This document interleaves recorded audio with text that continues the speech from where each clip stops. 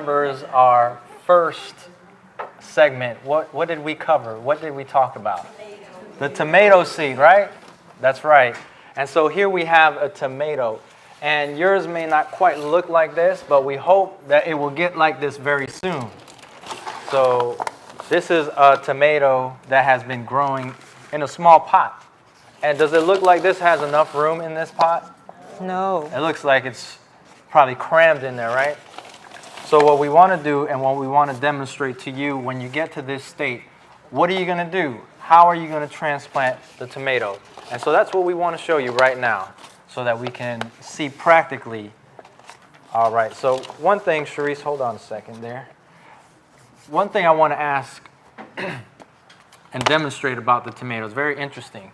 If you take a look, you can probably see it from where you're at. You can see the small hairs coming up on the stem.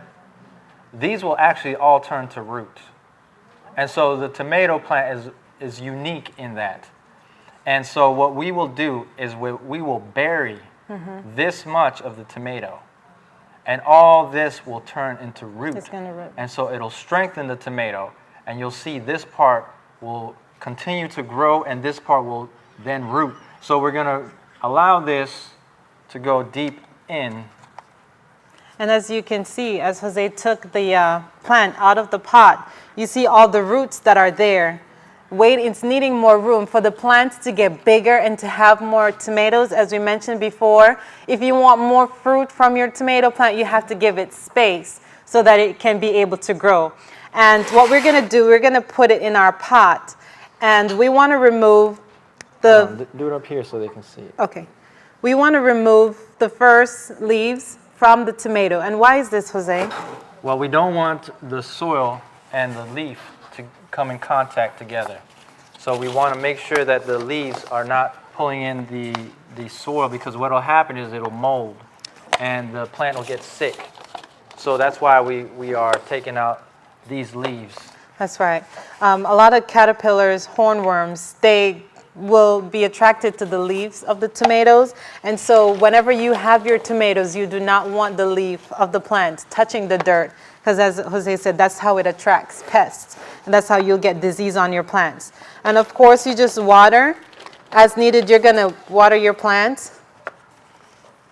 And the tomato will even get bigger. As it gets more root space to be able to grow, then you'll have a more productive plant. And the next thing we're going to show you with our tomato plant is, a lot of time, we don't have time to water. How many of us work out of home for the majority of the day? And so you leave your plants unattended for most of the time. And of course, they're going to need water. They're going to need nutrients. So we're going to simply show you how you can help your plants to retain some moisture while you are away from home. As you see here, we have some paper towel. And we can use these also because they're already wet. After you water your plants, you're going to put paper towel. You can use cotton balls. You can use newspaper or any form of shredded paper. You're just going to put it around your paper towel and you're going to water. And what's going to happen is the towels are going to prevent the moisture from evaporating from your plant as fast as it normally would if it does not have a cover.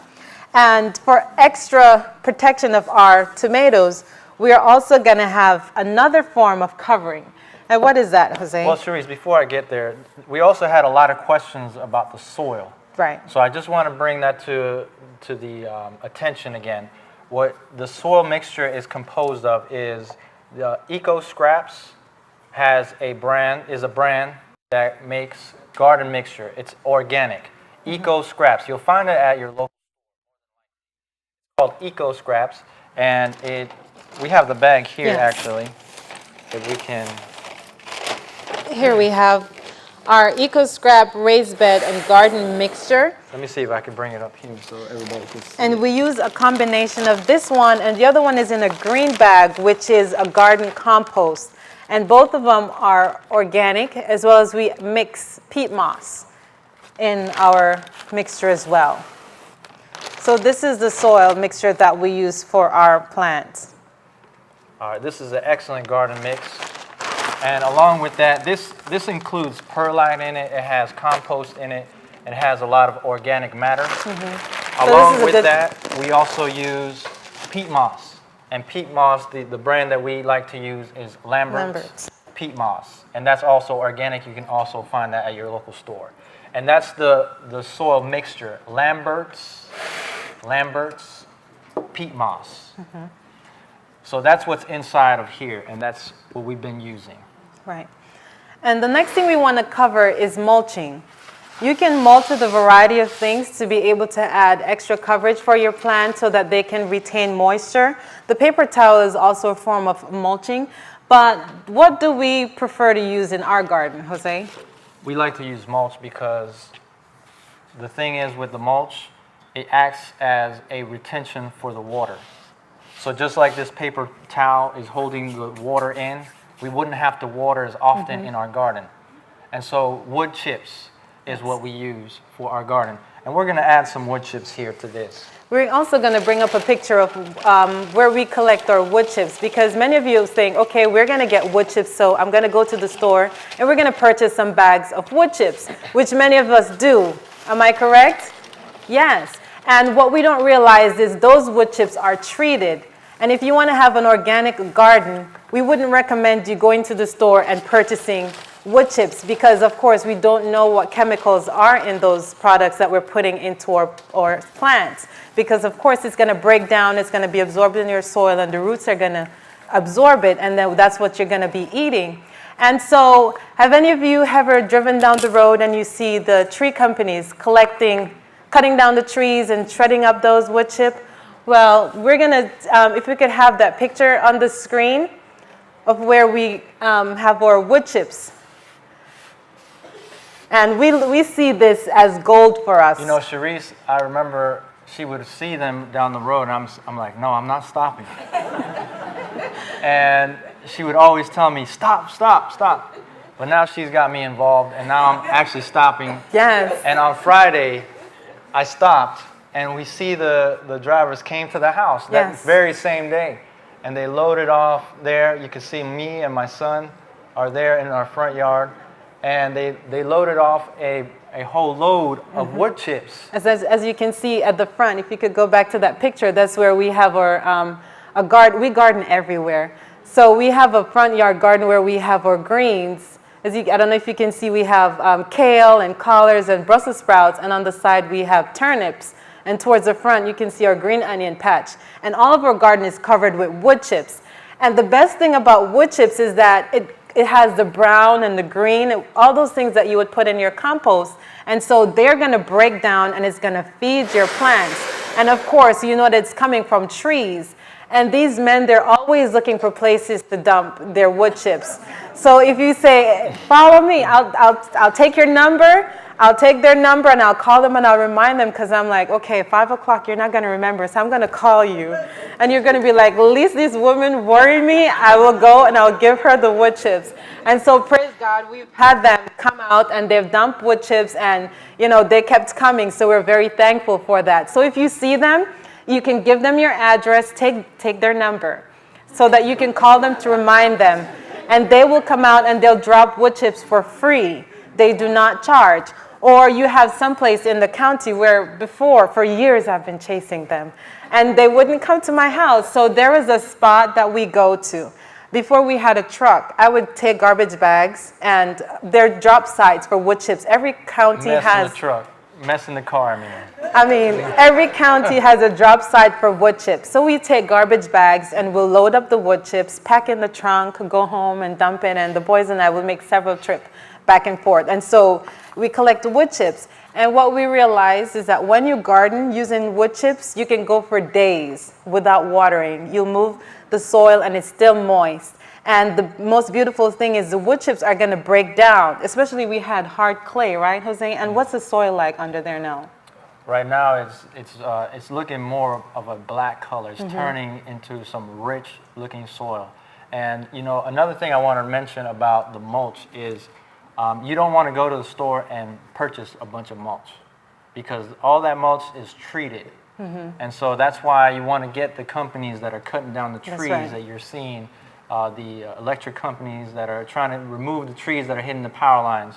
These are the companies that you want to ask, hey, why don't you drop that at my house? Let me convenience that. Let me take it out of your hands. That's right. And that'll help you in your garden. The only caution we would want to recommend with wood chips is, of course, it's dried wood. And we care about you, we love you, and we want your garden to flourish. So one thing, you do not want to put wood chips directly beside your house. At our house, we have a layer of rocks, about 1.5 feet. About 2 feet, almost 3 feet actually. Yeah, almost 3 feet of rocks between the wood chip and the house, because you have termites which will be attracted to the wood chips, and you don't want that getting into your house. All right, so that's the only caution with the wood chips. And one more thing, can we plant directly in wood chips? No, you do not want to plant directly in wood chips, and you don't want to mix it in with your soil either, because what will happen is that it'll leach the nitrogen from your soil. And so it'll be competing with your plant, and you don't want that. And then your plant will be turning yellow, and you'll wonder why. It's because it doesn't have the nitrogen that it wants from the soil. That's right. And with the wood chips, when you water it, it expands and it collects that water. And as the soil beneath it dries out, then it releases the moisture to your plants. And even when the dew falls, it collects that moisture. And so you'll go out in the backyard in the morning and you'll dig through it. And you see it's very moist under the wood chips, so you don't have to water as much. So and of course, we're going to demonstrate. We'll show them how. Let's show you now. We're going to show you a method of preparing your soil without even having to lift up a tiller, without even having to till at all. Let's show them that. That's right, because before Jose started helping me with the garden, I used to, go out and have to be tilling and all of that, and we decided, okay, there has to be a better way. And what we decided to do was, with the same wood chips, we would get newspaper or cardboard. You're going to put it on the grass. You measure out your area wherever you want to grow, and you're going to get your cardboard or your wood chips, and you're just going to put it over your dirt, your grass, because of course you don't want to plant in the grass. You may not be able to till, and you're just going to wet. The newspaper would absorb the water better. So what you will do is you wet the paper or the cardboard, and what's going to happen is the water is going to suffocate the grass.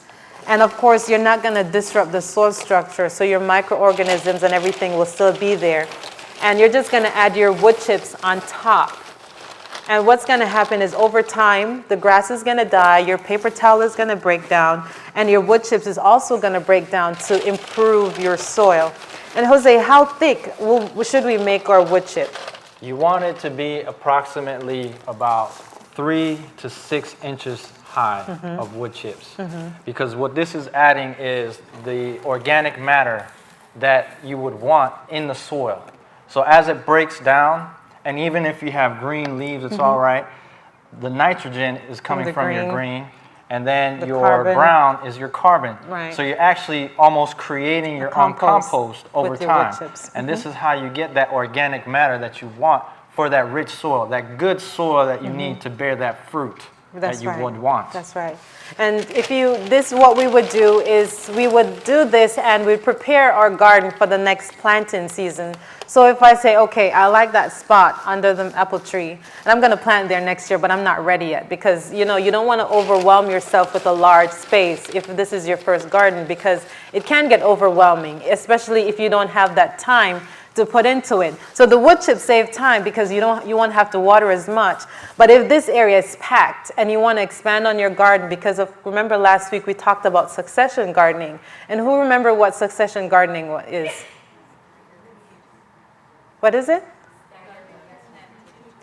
You plant every 2 weeks, consistent planting. Yes, consistent. So if this bed is full, we know in 2 weeks we're going to need somewhere else to plant. So I'm going to say, okay, I'm going to prepare this spot so that I can plant there.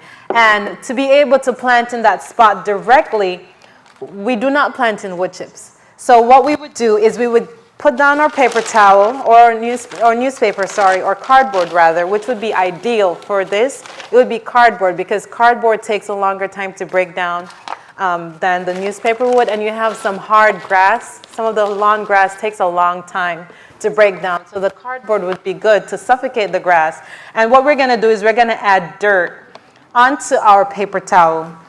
However, the depth depends on the vegetable that you're planting. For shallow root, or if you want to plant tomatoes, we would do about a foot of dirt, and we would just cover the area with our dirt.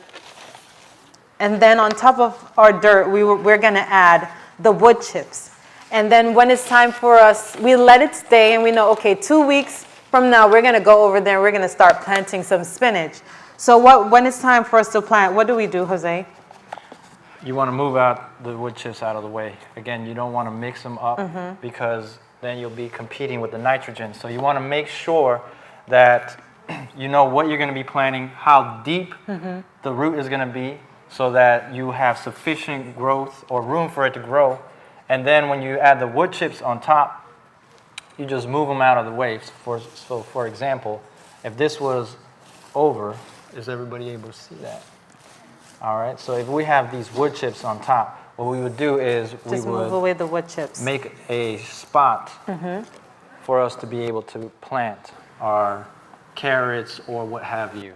And we would plant our seedlings directly. If you're planting seeds, you put them in the soil and you let it stay uncovered. As your shoot starts coming up, then you cover them. If you transplant your seedlings into your planting space, then you're just going to put them directly in the dirt, and then you're going to move the wood chips around the plant. And that's going to retain moisture. It's going to break down to feed your plant. Your soil structure will remain in place, and your gardening experience will be a lot easier for you, as it has been for us. Now, in addition to the mulch, there are also edible plant coverings that grow along your ground. These are called ground covers. And the reason they're edible is because you can eat them. So you want to have you want to use the most out of all your space. So a good thing that you could grow in between your tomatoes, you might want to grow some squash. And that would cover the ground, keep you from having to water as often. That's right. And you're not using up the space with just mulch. You also have something that you can eat. That's right. And when you plant with the squash too, they're excellent companion for corn, because corn needs shade over their roots. So the squash, or this is a pumpkin, or you can use, what are some other ground covers that we've used? We have sweet potatoes, like we shared with you on our third week, I believe. We had so many sweet potatoes that it just took over all our garden. So you want to be careful with the ground covers, because they will grow and keep growing. And the pole bean is another excellent ground cover, but you want to make sure is you have a plant that's taller than your cover, so that you'll get space for the plant to grow. So pumpkin, squash, and corn are excellent ground covers, as well as we have some mint.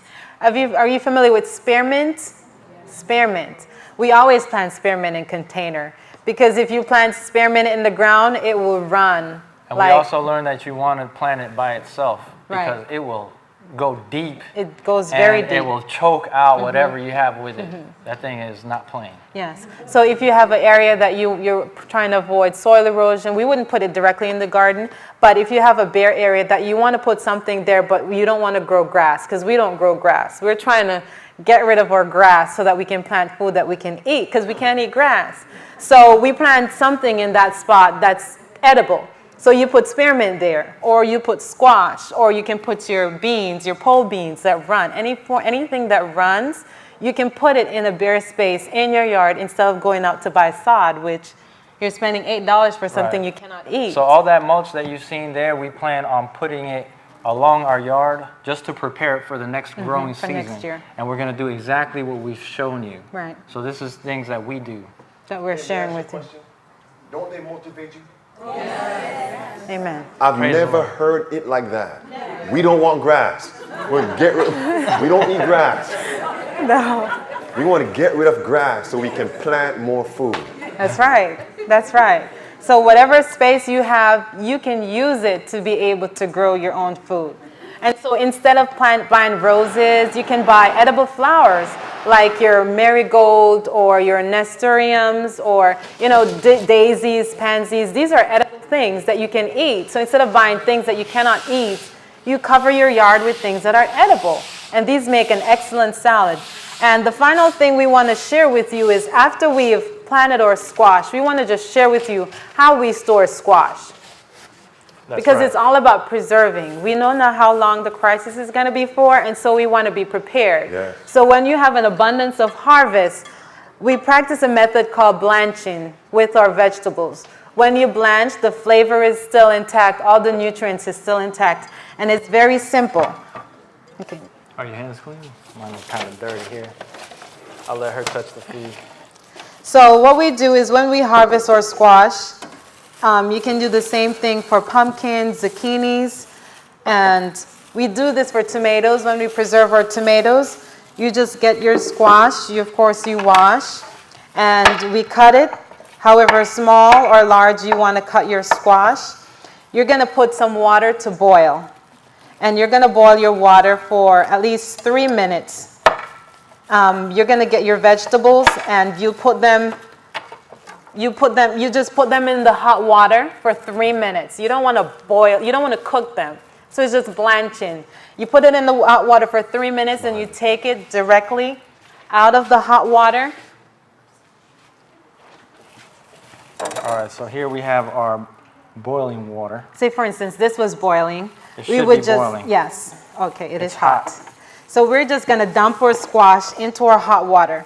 Let it sit for 3 minutes. It's gonna help with the preservation of our squash. And then what we would do is we would take it out and we would just, from the hot water, directly into some ice water. That's gonna preserve the flavor, the texture of the squash, and all your nutrients will still be there. And from the ice water, you let it sit for about a minute. And then you're going to take it out and you put it in whatever container you want, and you're going to put it in your freezer. And so that will stay for a long time. Yeah, that'll actually stay in your freezer with the freshness, crispness, flavor, nutrition for up to 10 months. So you can keep it in the freezer for a good while. And that might be something you want to practice already. Yes. So I guess we put dates on those bags. Yes, you would want to know when it was placed in there, And because at the expiration date, you want to make sure that you're eating that. Right.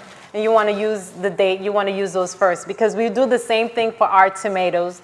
It's kind of hard to store tomatoes in the skin, so if you want the skin of your tomatoes to come off easier, you blanch it. You put it in the hot water, then you put it in the ice water, and you can literally peel the skin off of your tomatoes, and you can freeze it, you can jar it, or you can use it for, what we do is, pasta sauce. We make a lot of pasta sauce, and just with the tomatoes that we harvest. And that's it, that's what we want to show you. Anything else you want to talk about today, Jose? You can also make noodles with the squash, so you can make your whole Italian meal. That's right. And so we want to encourage you, remember that we have to put our faith to practice, right? Yes. And so we want to make sure that we're taking the beans, we're taking the tomatoes, we're giving them to you. Go home and sprout them.